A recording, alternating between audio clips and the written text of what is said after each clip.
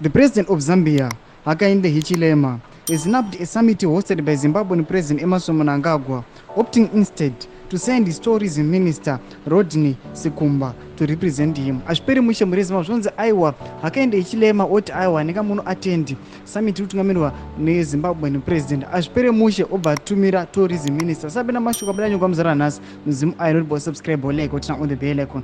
Tipina munhu kwa mchinzi.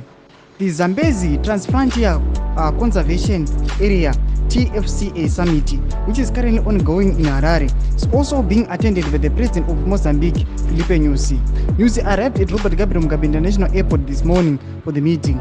Hichilema's decision to avoid the Harare Summit may stem from the deteriorating diplomatic ties between Harare and Lusaka. Recently, while in Russia, Mnangagwa accused Hichilema of posing a regional security risk due to his association with the United States and the other Western governments.